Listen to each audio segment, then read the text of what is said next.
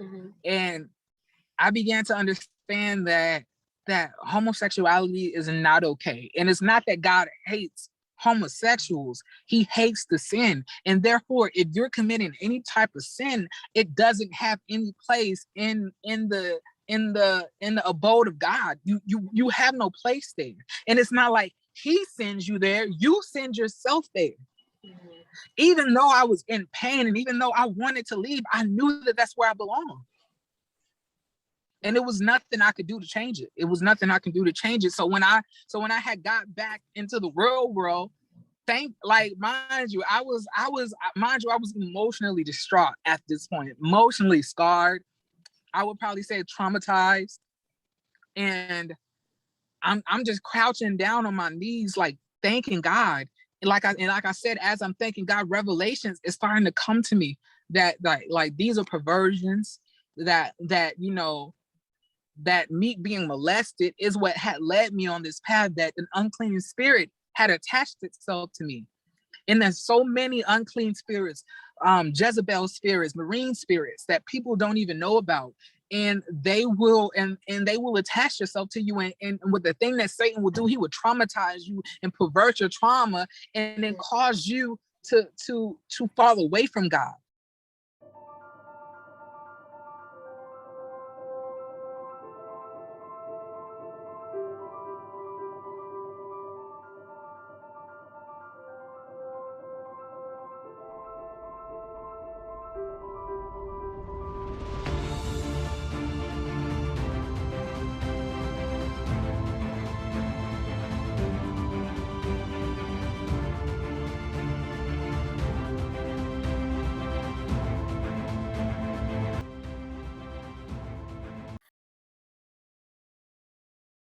So let's start from the beginning. So obviously you were a homosexual. Yes. So why aren't you a homosexual anymore? Like, what happened? Well, what changed for me was an encounter that I had. Well, it was multiple encounters that had led up to one. Like, it felt like one gigantic encounter. Mm-hmm. The first thing that had happened, I had I would always ask God, to send me a sign, to like give me a sign, God. If you don't want me to do this, send me a sign. I would say that, and then I would hear silence. But as I got older, I would keep on saying it, and as I delved deeper into depression after I got into the military, that's when I started to have like different dreams. But living in the life that I was at that time, I felt that if God didn't come to me personally and say it, if he didn't come to me and say, Jeremy, I'm gonna need you to stop doing what you're doing. Like, I was like, well, obviously that means that he can't be too affected by it, right? So that's how it went. So then I had two separate dreams. One dream was in around, I think, 2015, 2016, and then the second dream was in 2020. The first dream I had what? I'm sorry? No, go ahead. You're good. Okay, so the first dream that I had was in 2015.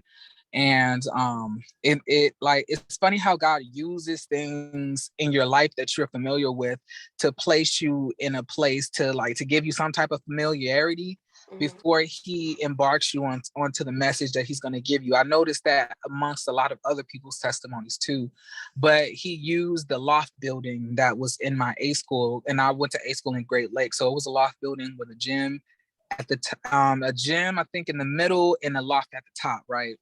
And if you were going down the downstairs in the lobby, it had a hallway. But so I had a dream that I was going down this hallway. Mind you, the difference was that things were changed. So I necessarily didn't have an entry into getting into that hallway. So it was up there like I just started at the end of a hallway and went and was walking towards the other end of the hallway that had two different exits. So when I went down this hallway, it was two exits, one that was going downstairs and one that was going upstairs.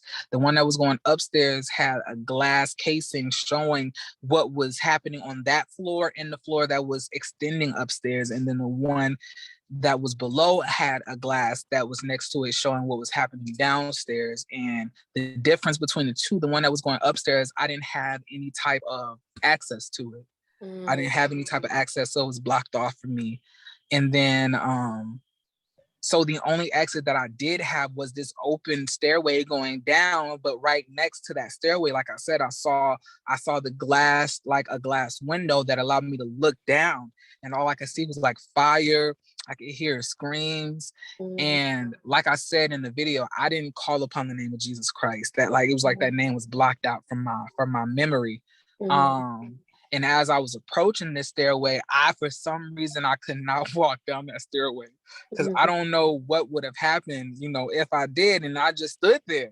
I stood there, and like, all I could hear was like just screams and of torture and pain. And then, I woke up. Now, you would think that, this person who's been asking for a sign all of this time would take this as something that you need to change. But like, I just chopped it up to a bad dream. I was like, maybe it's the horror movies that I had watched, and I was continuing doing what I was doing. And as time progressed, I delved deeper and deeper into depression. And I know I didn't talk about this in the video, but I was actually hospitalized at the end of 2016 in November, and for a suicide attempt. And then I was released in February of 2017. And then 2017 is when I exited the Navy.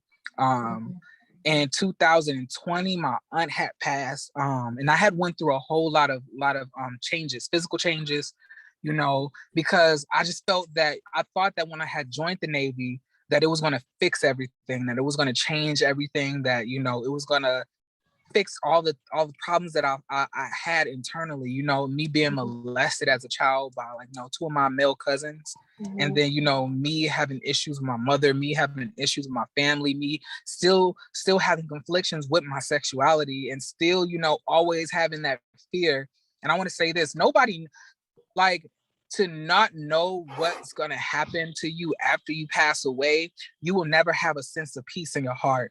Because I will always wonder, like, if today's my last day, where would I go? Would God, like, accept me into the gates of heaven? Like, what would happen, And I never had peace. And I will always have self-hate about what I was doing, who I was. And that made me grow an even deeper hatred for God, because I was like, well, if you knew that this was going to happen to me, why even bring me into this world? I rather would have not been born. I know that's really hurtful to say, but that's how I felt at the time. But I had no idea what he was preparing to do. And not to say that, like, God makes bad things happen to you, but I believe Satan makes bad things happen to you to divert you off the path of God. And then God uses that and turns that into a testimony to help other people, and to also give you deliverance. Right? You know what I'm saying? So then in 2020, my aunt passed. And this is the aunt that I stayed with after my mom's husband had kicked me out of her house. So I was living with her, and 2020, I was already out of the Navy. I'm still living in the state that I was living in. And I ended up getting a call that she had passed away. Mind you, this is my mom's sister. This is my grandmother's sister. So this is my great aunt. So she stood to me as a mother figure, as a grandmother, and as a maternal figure.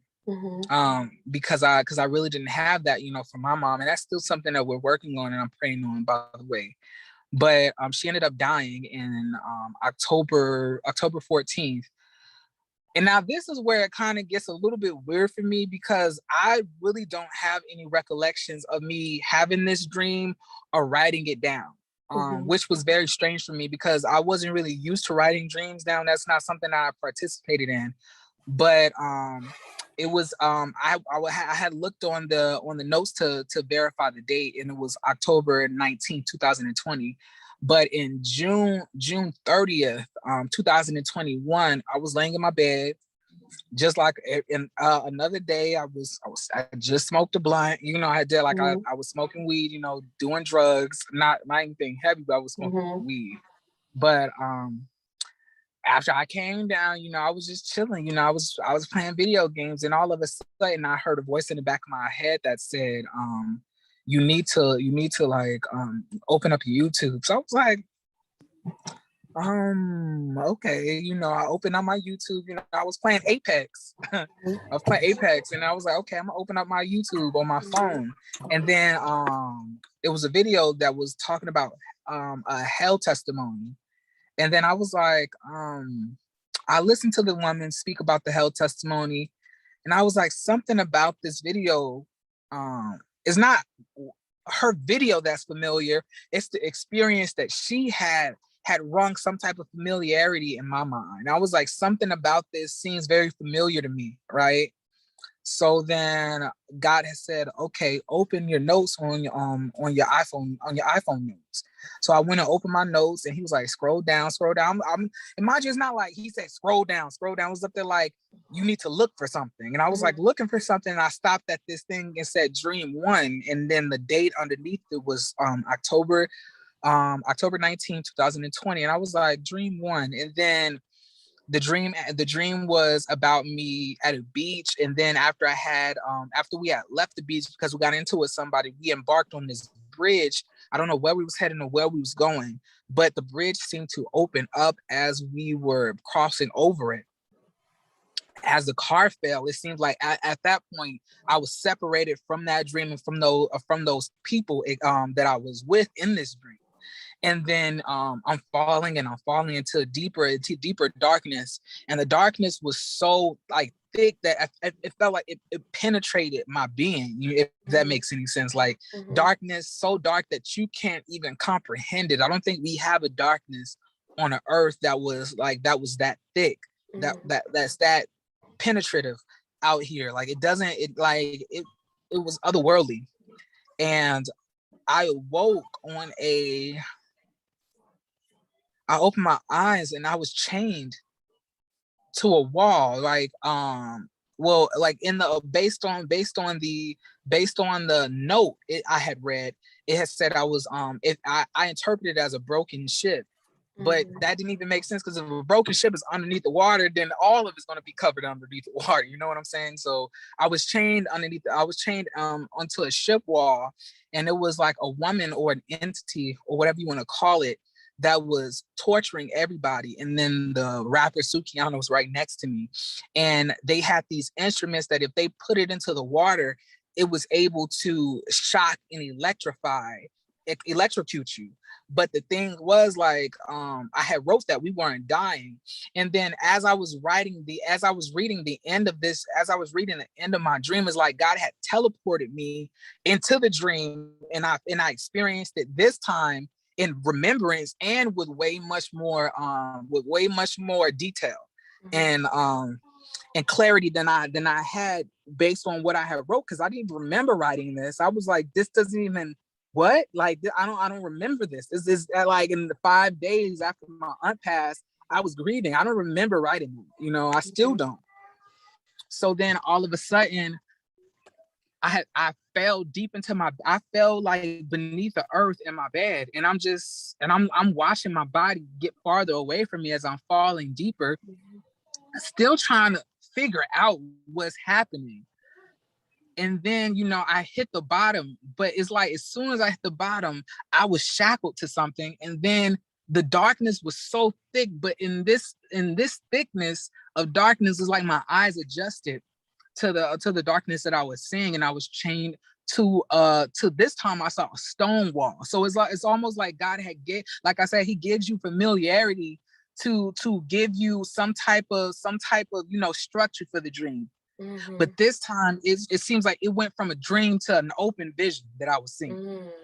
It's like my spirit had left my body. I don't know if it had died, or I don't know what had happened. How this had happened to me.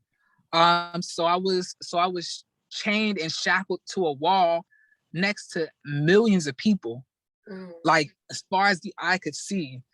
And all of a sudden, as I look around, like this wave of shock and terror washed over me. Like I had so much torment, terror, and horror that like a horror movie, like the scariest horror movie that you can watch as a child, and the fear that it can put in you didn't even match to this. And then all of a sudden I saw beasts come and start torturing people.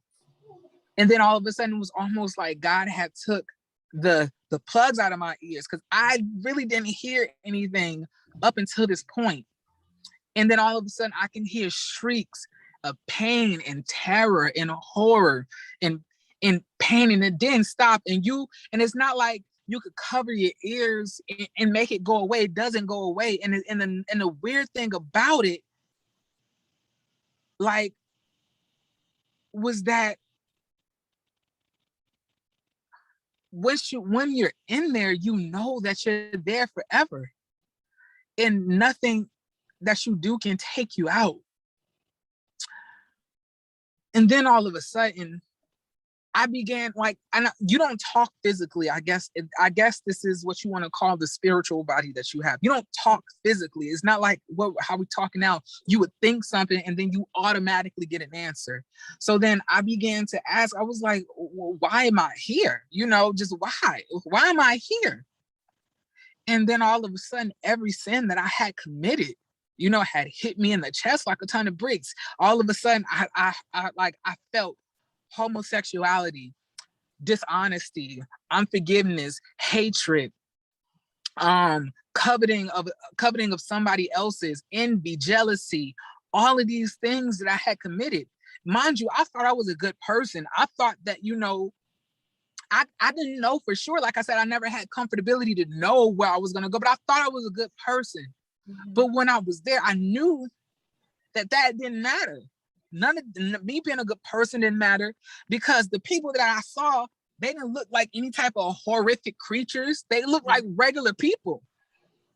They looked like just me and you. Mm-hmm.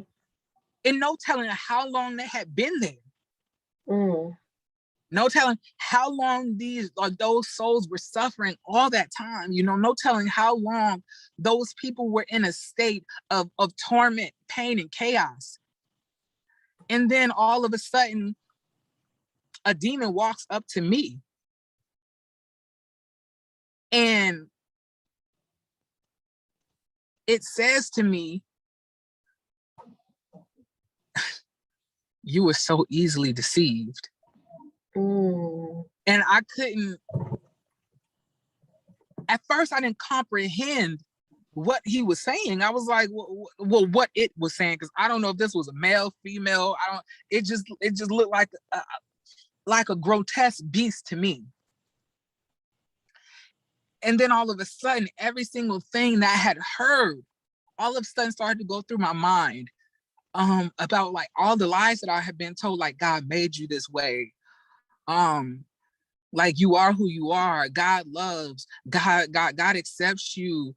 All of these different things that were not true, just call Jesus your Lord and Savior. All of these lies that had been told, it's almost like they had been confirmed they were deceptive.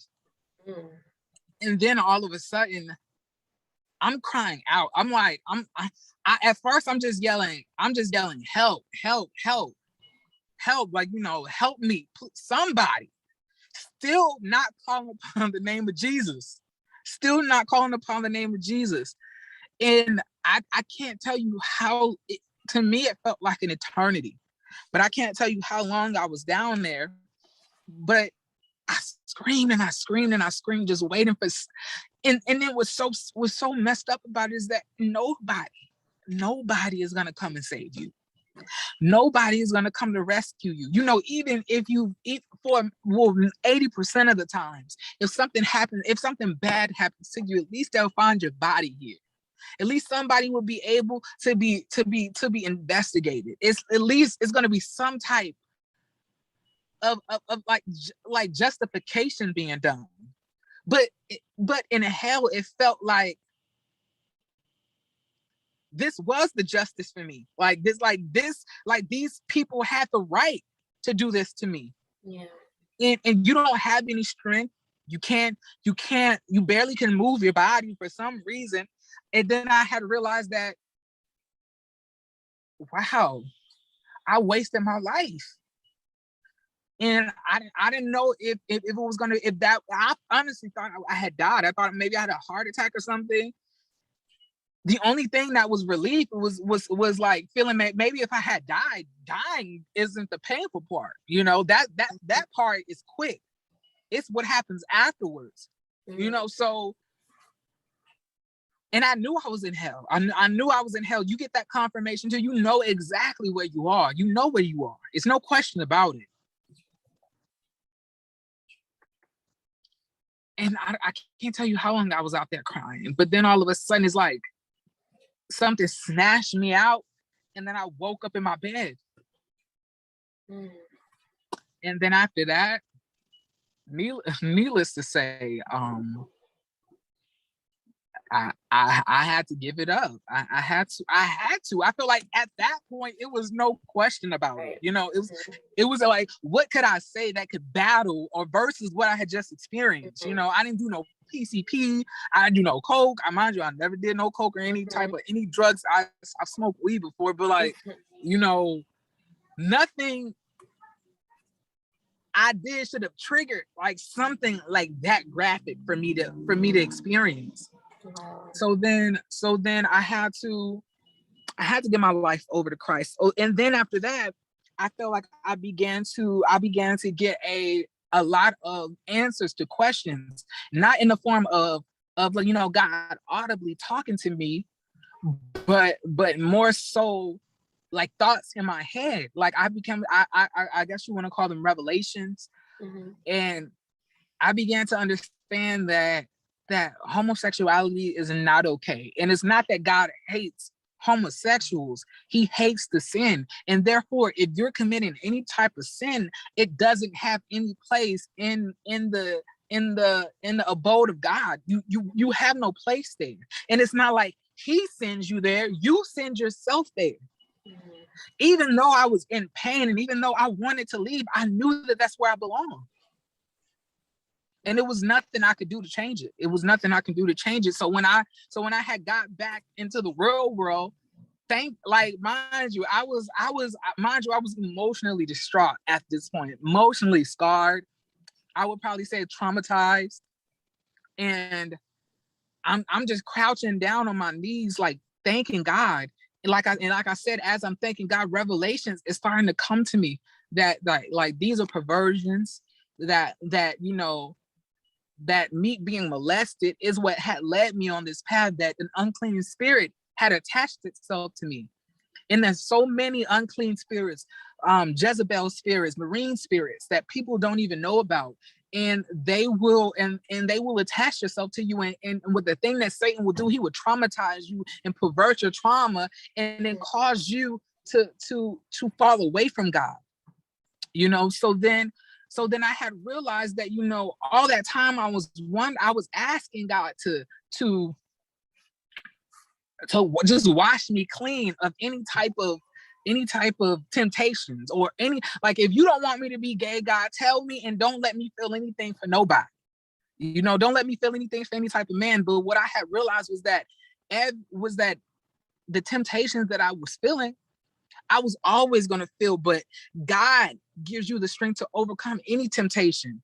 God will, you want to call it, Jesus came down to the earth, 40 days was being tempted. So Jesus got tempted. How therefore we feel like we won't be tempted and we won't be tested and have to overcome. Job, one of God's most faithful servants, got tested. So therefore we will have to get tested. And then I realized that he was a person I was going to have to go to overcome. He was a person I was going to have to go to seek deliverance, you know. And then on top of that, all like the love I felt from him taking me out of a place that he could have just left me in. I was just so thankful. I knew that he had to love me. I knew that he had to have something in store for me, that he had to have something that he wanted me to do, something that he had planned for me. And I couldn't verify it, but I knew that.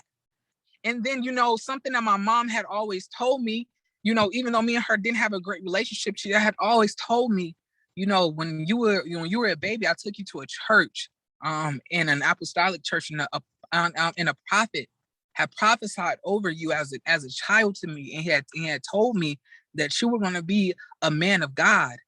And for the life of me, I feel like when that echoed in my mind all throughout, from my childhood after I got molested all the way up until now. But back then, in the beginning of my adulthood, it had made me hate God even more, because I was like, you said this, but I don't feel this. Like, are they lies? Is all this not true? Do you not love me? I don't feel anything. I don't feel anything. But I want to.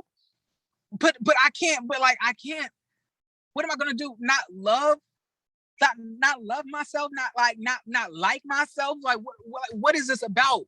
But then, like I said, as I came back from that open vision, when God brought me back into my body, he told me that you have to decide. You were already living your own life, doing what you wanted to do, and you wasn't even happy. You were depressed. You even tried to commit suicide. Why won't you try to focus on my happiness? Because my happiness will therefore be yours. I am your joy.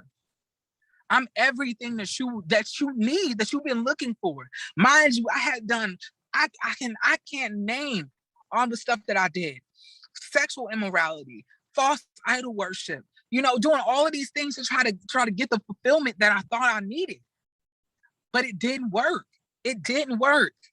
And God had started. I would probably say the process started, this, like the ultimate process, I would say, started in 2019 when he took my car, my job, me pulling out of school. He took all of that away when I was doing the things that I was doing. And then I had realized that, okay, maybe I don't need to be practicing any type of, false idol worship. Maybe that's not it. So I turned my back on that, but I was still living an immoral life, still sexually fornicating, still doing all the things that I was doing. And I was still living in sin, basically. And then it seems that he gave me another nudge with another dream. I don't know how I didn't remember it, or how, or maybe I don't know how that happened. And then the ultimate vision is what really turned it around for me. After that, I was like, there's no questions asked. There's no questions asked. Wow. That is so powerful. And you just don't know how many people you are going to save with that testimony. I hope I do. And after I had got myself together, mind you, I was in a pool of tears. I'm trying to tell you. No, I bet. I was shook. If you go back into the video, you hear my voice shaking. I was so soft spoken. If you see the videos, therefore afterwards, after I had started embarking on this journey, you would see how I speak regularly like this. Yes. But I was so shook in that video. I guess you want to call it fear and trembling. Oh yeah. That's exactly what it was. And I seen it. And so what would you say to somebody that's right now saying, I was born this way? I would say that that is possible for you to be born that way. It's not that, it's not about but what you're born as. The Bible clearly states, and this is something that after you start reading the Bible and really fasting, praying, and get to know God physically, the Bible will tell you all the answers that you need. And it says that you can be born into the world. When you're born into this world, you're spiritually dead. Your body has an Adamic nature, which is a sinful nature. So therefore, anybody, when they come to this earth, they're going to have sin that they're going to have to overcome in some type of form or fashion. And regardless if somebody didn't have it and they was traumatized and then embarked on it, or it's something that they naturally struggle. I know people who are just naturally liars. That's something they're going to have to they're going to have to work through. But it matters after you get reborn through Christ, spiritually awakened, and how therefore you choose to live your life after that. You have to decide if you want to place God before you or after you. But I'm letting you know, if you're placing yourself, the needs of your flesh, the needs of your heart, the needs of your mind, it's going to lead you to a path of wickedness, because the Bible clearly states that the only thing that comes from our hearts are wickedness, like adultery, fornication, murder, lies, jealousy, envy, Sexual immorality, those are things of the flesh. And that was so funny, when I had read that, because people all my life was telling me, like, follow your heart. Yep. In my heart, and like the more I followed, the more depressed I was getting. The more depressed I was getting. And no amount of sex that I had, no matter how much stuff I did, it still wouldn't fulfill me. It didn't. And I knew that something was missing. And I kept on trying to find something to substitute, because I felt like God didn't love me. I was like, at this point, I don't even believe in this, whatever. It is what it is. But I'm trying to tell you, once you really start to read your Bible, you start to realize, so yes, you may be born this way, but we're all born in sinful natures. You don't have to teach a child how to sin. You don't have to teach a child how to be selfish. You don't have to teach a child how to lie. A child will lie if they feel like they're in trouble. A child will be selfish if they don't want to share. If they want something, they don't want to share it with anybody. You have to teach children a godlike nature. So it's therefore natural for any one of us to have specific sins that we're going to battle. And if Jesus Christ had sins that he had to battle, and every single saint had a sin that overcame them. For David, it was coveting of another man's wife. He slept with Bathsheba, even though he was one of the most favorite of God, a man after God's own heart. He even committed his own sin. He had to overcome. So therefore, everybody has sins in a lifestyle that they're going to have to overcome. For example, but not every sin that I'm susceptible to is going to be the same for you.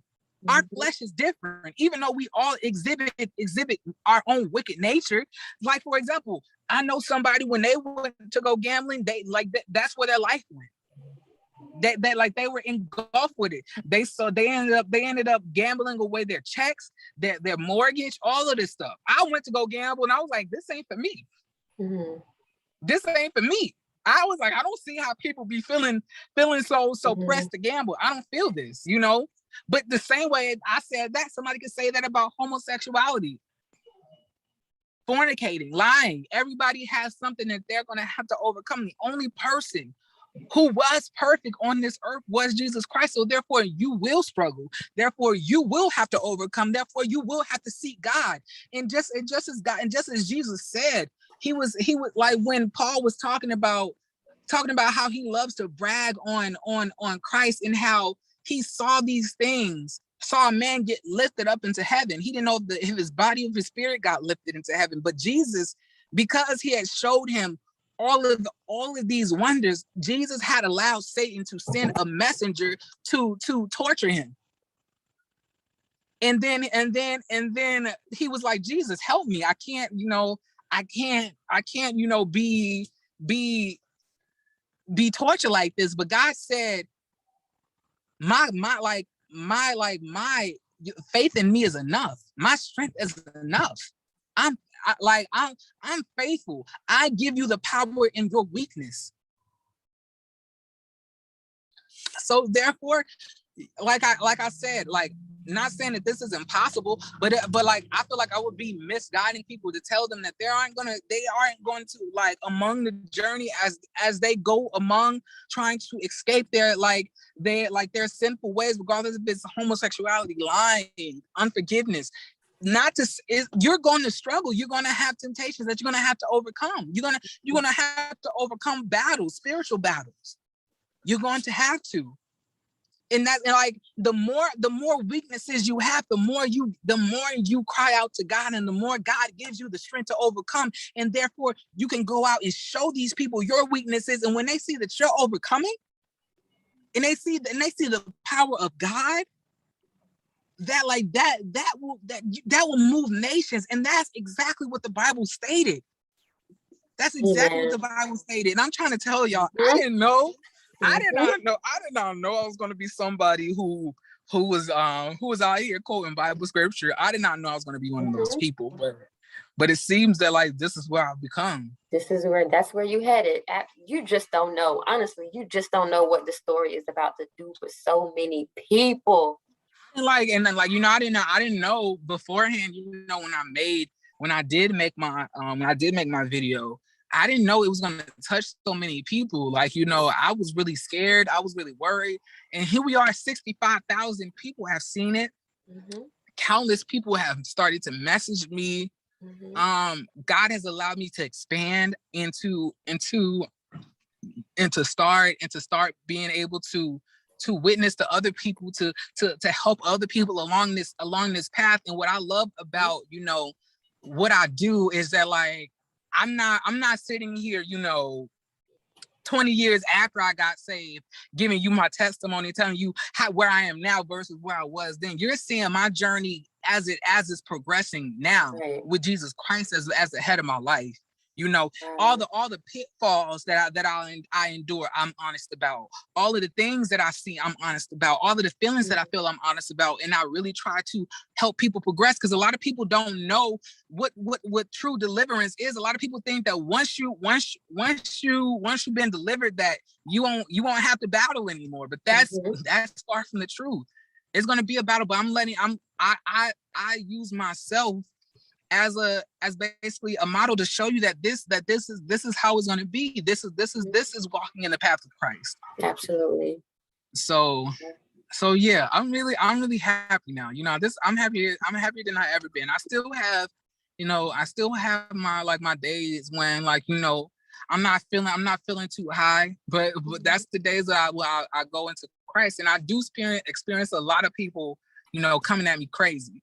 Mm-hmm. But you know, and you know, the old me would have clapped back. The old me would have like, you know, tried to go at him, but like, God won't let me do that. And, you know, anytime I get ready to write a comment, you know, to try to clap at somebody, like, he was like, hey. Right.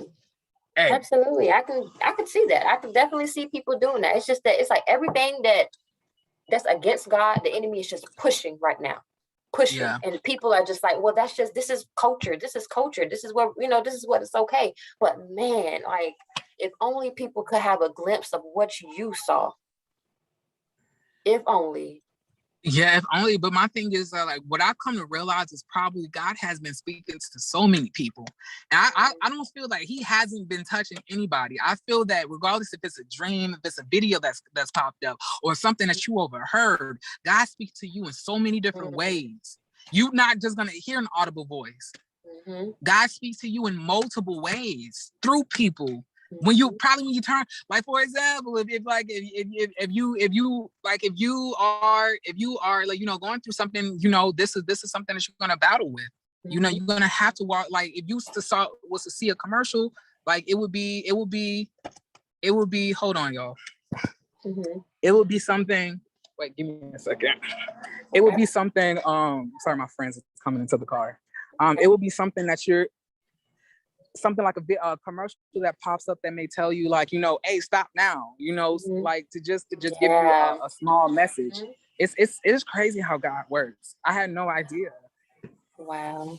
I mean, you have such an amazing story. Like, I just really appreciate you coming on and just being so open and vulnerable and transparent. Like, I really appreciate it. And I'm just so happy. I'm so happy to share this. I really am. And we're going to go ahead and cut it and end it here. You guys, I will post Jeremy's description, the video that he gave his testimony. I will post that in the description box so you guys can go and watch it for yourself, and go ahead and subscribe to his YouTube channel. Make sure you do that. But Jeremy, we thank you so much for this video and for coming on and just sharing your testimony. And I just pray that God continues to work in your life and continue to use you. And is there anything else that you want to leave us with? No, besides telling y'all to please follow God, please start reading your Bibles, please start fasting and praying, and know that God is always going to be constant. And I love every single one of you guys. And, you know, don't hesitate to hit her up, or like, if you all can end up finding me, don't hesitate to, like, you know, messaging me, you know, or leaving a message underneath one of my videos and asking if y'all want prayer. Like, I make prayer lists and everything else like that. So God bless. I really love all of y'all. Will do. Okay. Thank you, Jeremy. Have a good night. All right. God bless. Okay. Bye.